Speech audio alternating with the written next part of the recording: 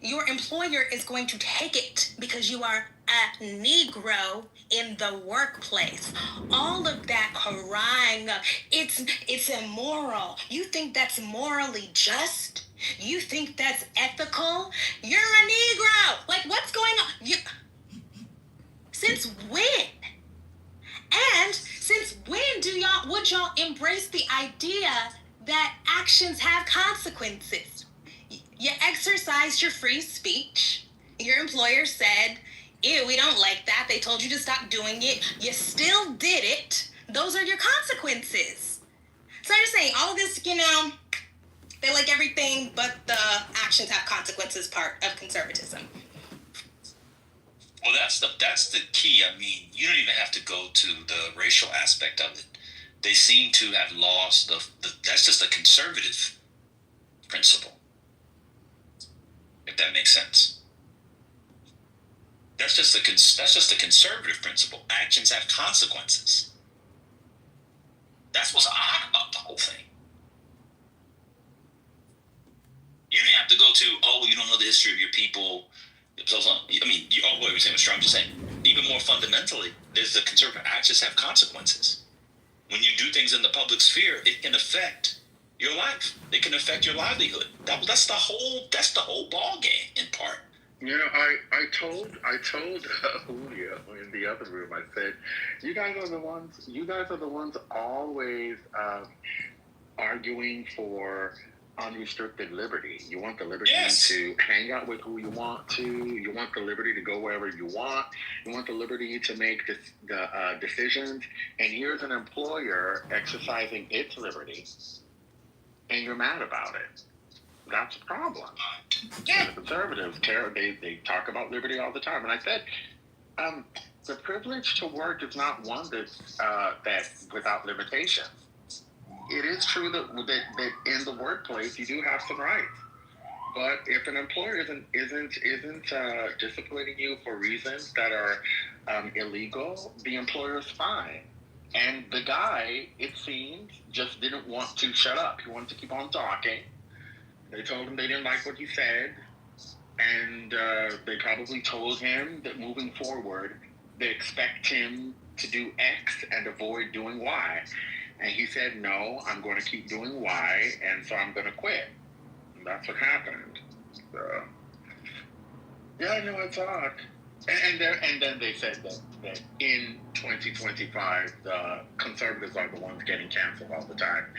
And the folks on the left are not being canceled. I pointed them to Claudine Gay, and I said, consider how she was treated. She was embarrassed, humiliated. She was stripped of some job responsibilities that were major, all because she didn't share Trump's views on a particular subject. So she was canceled. Yeah. Yeah. So my thing is that what's interesting to me is that they engage with these racist discourses. The people who dance on the grave of DEI and whatever, with very little consideration. Oh, I'm sorry, I'm far away from the phone. With very little consideration of how living in the world as a Negro, as a Black, means that the proliferation of those racist discourses, which turn into public policy, will also limit your ability to exercise your individual liberties and freedoms. There's just not the racial analysis, right? Like, I'm just, like you mentioned, MAGA, it is a really new and strange thing to see Black people engage in these politics with no racial lens, with no thought or attention paid to twice as good. I don't know. It's just, everybody wants to do whatever they want. Well, part of the issue... Oh, go ahead, Hurricane, do you think? I was just going to say, Kimberly, a slight pushback. There are people who will say, and for good reason, that the twice as good requirement is unfair and shouldn't be imposed on them. Sure, I would say that it's unfair, but That's because you're liberal. right.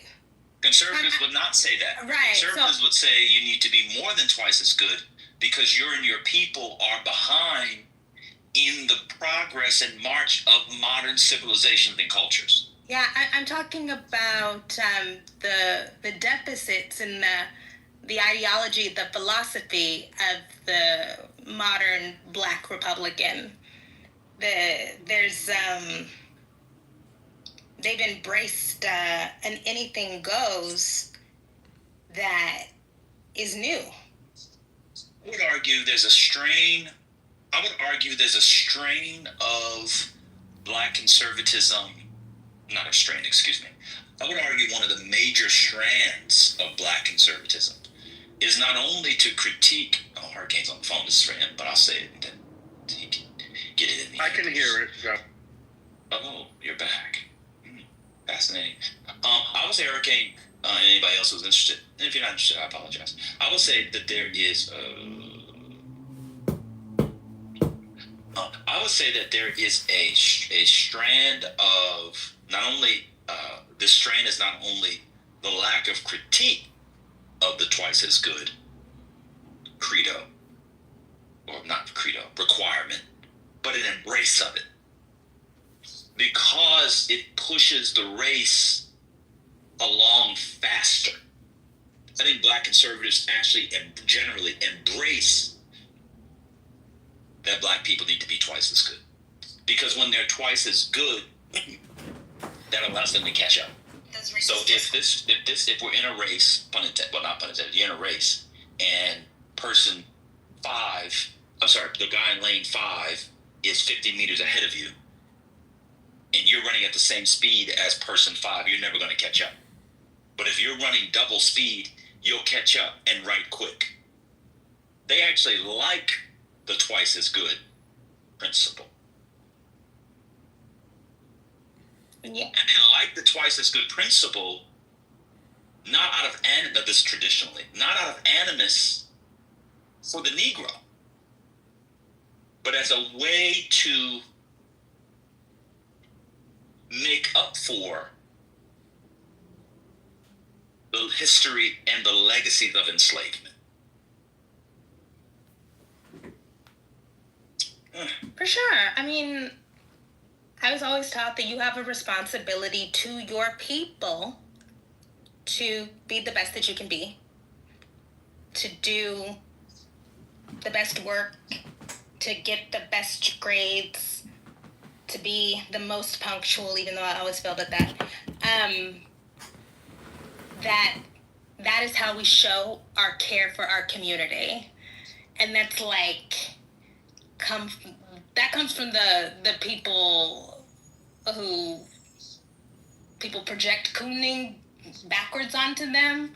But I don't know. I've never seen more cooning from the liberals. The liberals are coons too, but that's another conversation. Yes, bad. Let me say something about the sort of animating, not animating, but the organizing principle for this strain of conservative thought. As I understand it, anybody's allowed to come up and disagree or offer nuance, as people like to say. This is how I understand it. I think they understand, like other conservatives, they understand society effectively as a marketplace. And this is where people who do a very thin and oftentimes impoverished reading of respectability politics, or what they call respectability politics, get it wrong. It's not that the people generally who come out of uplift ideology believe that if you do these things, white people or the dominant class will recognize them and reward you out of a kind of paternalistic largesse or charity or paternalism. It's not that. It's in fact in this marketplace, in sort of societal interaction, much like markets, you being twice as good, you'll get the benefit regardless of what they do. That's the move many people forget. It's not like, oh, if you do this thing, these people over here are going to recognize you. Oh my God, you dress well, you're punctual. Here's your cookie and some milk. Before I was just giving you a half a glass of water. No, what they they actually believe is they understand it's a kind of marketplace. Society is a kind of marketplace. And if you put in more, you'll get out more. You get out what you put in. Stephen A. Smith on that commercial when he used to have that, which he no longer has because he no longer has commercials like that because he makes so much money on ESPN. Does that make sense, Kimberly Foster? Yeah. Like this idea, like when you said punctual, it's not you need to be on time to impress white people. No. Or the dominant culture. It's you're on time and you perform a certain set of behaviors and present yourself in a particular way that much like there's a kind of market relation, you're going to reap more from your investment because you're investing more, regardless of what the white people do. Oh, I hate the white proximity thing. How has that taken hold so deeply? I don't know. Wait, what did I miss? You guys are talking now about punctuality or something? Sort of. Yeah, it was just like the set of behaviors that people see as, under respectability or whatever. And this is oftentimes seen as, conservative thing. And so there's this idea that when people mangle it, they're trying to be like white people, or white people are going to reward them for respectability. And actually what it is, and the most mature and thoughtful black conservative thought, is they understand it as a kind of sort of a market dynamic. If you invest more, you'll get out more regardless of what comes from, regardless of what the dominant culture says or does. So if you have a better product, just by sheer market dynamics, that product is going to perform better. So if your whiskey actually tasted good, shut the fuck up. Your uncle would sell it, doesn't matter how near or far he is. Not too much. It's a good whiskey. Well, maybe, but not always. No. But Hurricane, you keep doing the same. You're a liberal. I'm telling you. You right now and nothing changes. Oh, I see. You're telling me they're claiming you're not stating it as. You know what, liberal? Shut the fuck up. Yes. That's what they're saying. Restating their claim. You Chicago Yes. GOP, We're trying to work through some of the ideology because for them, this respectability politics actually has nothing to do with white people. That's why it's such a. Election. I'm glad people stop talking about respectability politics. One of the best things. Now you don't deploy. You know what, liberal? Shut the fuck up. Deploy the National Guard Chicago through just I apologize. But anyway, it's not about like, you're trying to be like white people. You want to be like, no. They understand it as like a market dynamic. And believe that you have a better product. You're better at work. This is all linking up to the twice as good. If you are twice as good, you bring more value. I'm using these market metaphors because I think they're useful. That you bring more value to whatever entity you're involved in, and you'll get more out of it. Regardless of what happens. This is why black conservatives will point to like random businessmen in the height of Jim Crow or the 1880s and say, see, if you just see how this person did. And a lot of them are doing that in good faith. Some of them are doing it in bad faith. But a lot of them are doing that in good faith because that's what animates them. But at the very least, they believe that if you strive that way, you begin to close the gap between you and the runner in lane 5. To use another metaphor, I'm now using track metaphors and market metaphors. The sports metaphors work for everything.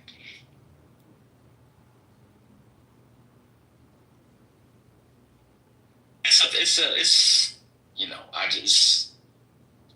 just think the difference between and see what's fascinating because Kimberly, I was seeing what we were talking about the other day. It's fascinating because a lot of these people are still alive, and they find themselves because of partisan politics for the most part. As like if they're still public, like Glenn Lowry found himself having to defend Trump, or he was partially trolling too, but like they find some Trumpism and sort of MAGA ideology does not align with modern or traditional black conservatism at all. At all.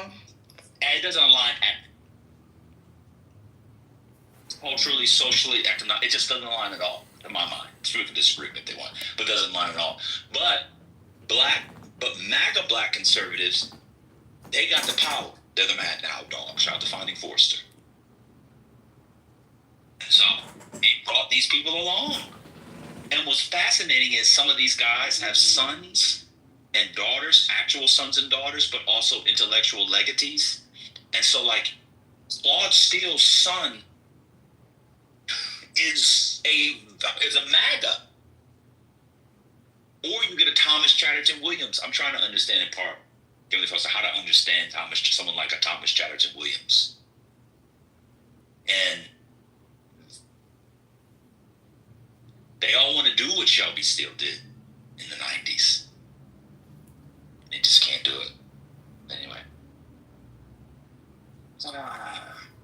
We can talk about the boy if people want. I could play this video. Because that stuff comes with responsibility. And I think that if there's anything that hopefully we can respect about the old school Black conservatives is that they weren't running away from the idea of responsibility or carrying weight or duty the way, I'm sorry, this has turned into Miss Andrew, but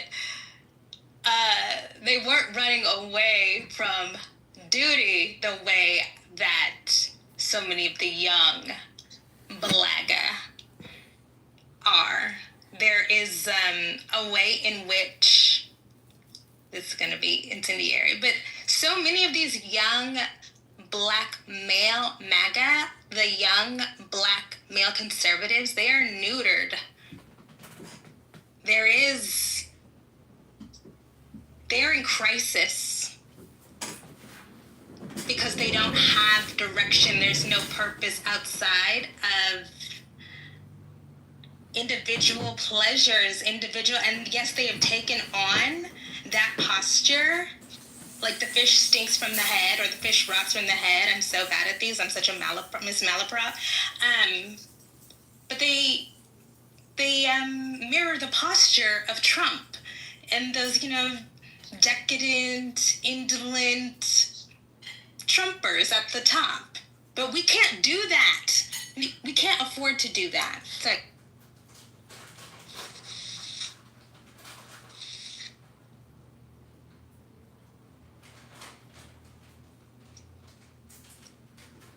That's right. That's right. One thing that they have, I think, one rhetorical advantage they have over Black liberals, which Kimberly Foster and I have been talking about a lot on the app, at least. Maybe in real life, I don't really talk in real life.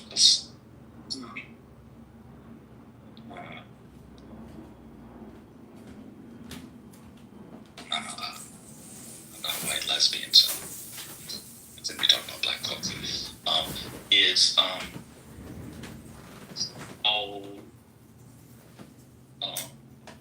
Is the cultural angle. I don't know when Black liberals, leftists, academics are going to realize it, but you cannot give the cultural discussion to the right, or what we're calling the right, or Black conservatives. You cannot. And they have. And they will be increasingly more appealing to regular people. This is a very, very new phenomenon. And it is, and we all know where it comes from. Anybody can respond if anybody can speak if they want. The stage is open, we open the thing. You cannot not talk about these things. I'm sorry, you just cannot. They're going to win every time, or appeal to people every time. In a world without Jim Crow, the way people lived Jim Crow, in a world without lynching, in the way people had to live with lynching, without all those sort of all-pervasive, shared forms of systematic oppression, race-based, you cannot give the conservatives culture, and they will continue to appeal to people because liberals and leftists are afraid to talk about culture. And Kimberly Foster, this is one of the areas where, again, they align with the nationalists. Black nationalists. Some black nationalists, not all. They talk about culture all the time. May I ask, this is probably a remedial question, but I just thought about it. Let me crash. You're not remedial. Yeah, I mean, you can crash if you want. I'm working. So. Remember last time you said the word remedial and people crashed? I remember that. That is true. That was so insane. But keep going. I mean, some things are remedial. It is. I know. Bad thing. That's so bizarre. You know? Okay, so tell me, and then Kimberly can weigh in. Why are black liberals, black folks on the left, so reluctant to discuss culture? Why do they run away from that? Very, very good question. It's because they have been indoctrinated to think that even to come close to that stove is to get burnt with the taint of being a white supremacist. Burnt with the taint. These metaphors are insane. What the fuck am I saying? Burnt with the taint, that stove. To even approach talking about culture is to smell white supremacist. So to even come close to it, that the discourses are like inherently infected. This is just insane. And you know where it comes from. I'll let Kimberly Foster name it. We all know that I blame Black Studies. You can keep going. There's more to name. Not too much on Black Studies. I mean, look, I'm the biggest fan. I'll give money and whatever. But yeah, I think that it's Black Studies and that white proximity stuff. That it's almost like being desirous of white proximity gets like thrown out like it's a slur, like it's whiteness, and so yeah, we're at a point where I sound like my granny. We're at a point where doing things decent and in order is desiring to be approximate with whiteness. Like, that's not... It's insane. I don't associate that with whiteness at all. White people are not... In fact, in my community of origin, in my upbringing, we associated whiteness with slovenly, out of order, poorly dressed, kids running up, down, around. They had to put their kids on leashes because they didn't know how to act. They didn't know how to comport themselves in the workplace. They wore flip-flops in the winter. Church was boring because they didn't have no program. That is the cultural script about whiteness that was dominant for me. And so I am always taken aback when people say that not wanting people to wear jeans to church is white supremacy. Anyways, we don't have to do that. I'm just saying it's just it's a different thing. And I'm not sure where people I do know where people pick that up, but I do think we need to let that go. Right.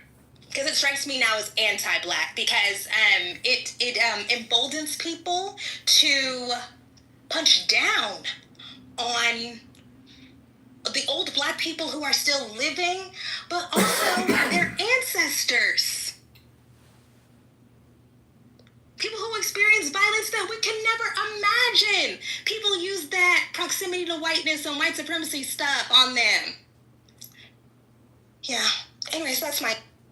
I mean, you gave some specifics. I'll extract it again to keep it at a normative level, more of a normative level, or an abstracted level at the very least.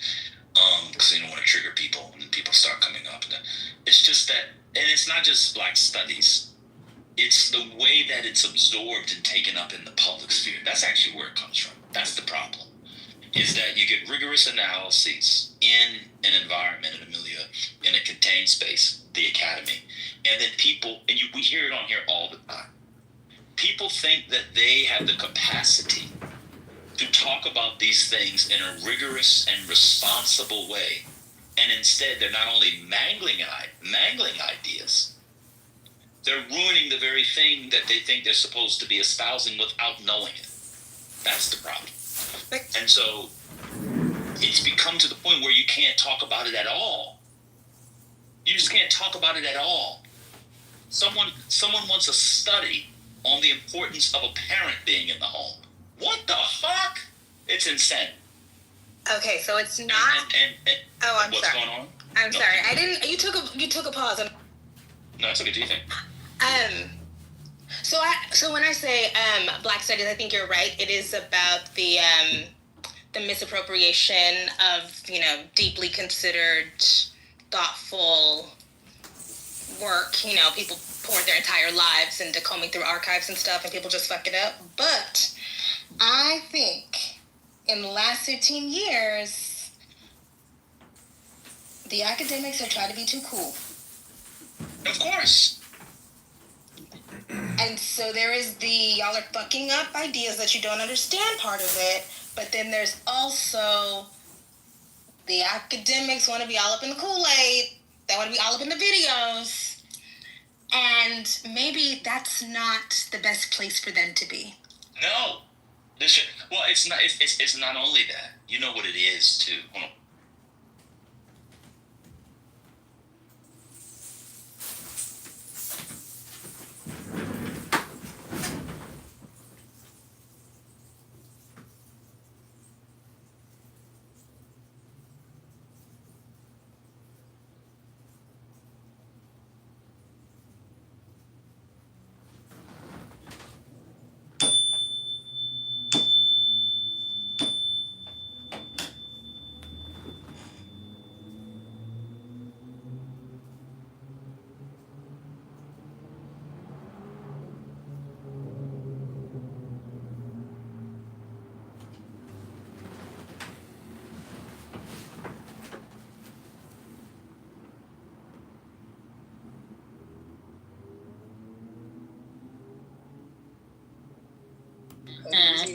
iPhone 6S for this, so I have to update to like an iPhone. Like they have more Black women managers now, like per capita, proportionally speaking, than would ever be represented by the population. And so I think it's fair to point out that although I agree that there needs to be a proactive solution to what's happening, we have to at least laugh about how far it's come instead of complain about how far it needs to go. I mean, that's what I'll say about that. So I think we need to celebrate where we've come as a result of the last 10 or 15 years of being constantly reminded how fucking awful we are as white people. Well, and then I think we also have to recognize that it potentially has gone too far and it needs to pull back a little bit, because these are not black and white issues. Mike, no pun intended. These are scales so gray. Well, just it strikes me how much your characterization of the book White Fragility is contextualizing everything that you're saying and seeing, right? You're pushing for white durability or something to that effect. And you're pointing out that the context by which this author tries to push the black-white conversation into this, whatever she means by white fragility, you have a visceral dislike, right? You see it as almost specifically targeting your buttons. You see it as like not speaking to you, and you see it as a gaslighting, which is then provoking you to engage in some kind of white durability, like a positive imaging of what it means to be white in the modern age. I just find it interesting that, like, she has you within her ballpark. You're playing her game. I'm playing her game, but her characterization of how psychologically dangerous I am and how I fail to recognize it just because my skin is white. Called you fragile. It doesn't resonate as real. Yeah, it just doesn't. Well, I'm not fragile. I just want to call out how unrealistic it seems to be. Let me put it this way, because she has denizens, people following through on this ideology. Within that reasoning, they predicted that you would turn against them and towards the whiteness to feel secure because of, as they will explain, your fragility. I think you're right about the whole gaslighting. Yeah. It's hilarious. Yeah. But this is why it's insidious, is because it's unfalsifiable, right? So what they say is the discomfort that Mike is feeling. See, that's a sign of how much work there's left for him to be doing. Mike, you know what you need to do? You need to lean into that discomfort. The more you hate this and dislike it, wow, you're just revealing how racist you are. Exactly. And so it's a fucking scam. It's like trolling me. It's trolling me. It's trolling me and then saying, see, I told you so, when I react. And it's all paths lead to the same conclusion. That's why it's unfalsifiable. If you say you're not racist, well, there you go. That's just denial. So the only path is either you say you're racist or you're revealing how racist you are by saying you're not racist. And thankfully, a lot of people have seen through most of that. I read White Fragility when it was the new book back in the day, and I thought it was hilarious because, so I didn't buy into any of it. I thought it was ridiculous. It is kind of basically, the book, though, makes her out to just be a raging racist. Like, her little anecdotes. This is true. I say this. Oh, by the way, since you're going to, what was that, political science thing? My cousin coming Hold on, out. Kimberly, you're being streamed by John Kitover. Oh, I don't. Do you need to do your thing so you can report it again? Yeah, if I could just get a link to it, but Sure. I got you. 1 second. There's a shift happening. I was just talking to somebody. The woke times at the, what do we call them, the Max 7 companies, they're over. The woke people, we don't have as much cool as we used to. I'll just leave it there. Duh. That's because you guys went a little too far with it, if you know what I mean. I'm not going to go into detail. Good morning, Kimberly. Hi. Brother MAGA, I got a phone call and I missed what you said. What did you say when I got a call, if you don't mind repeating it really quickly?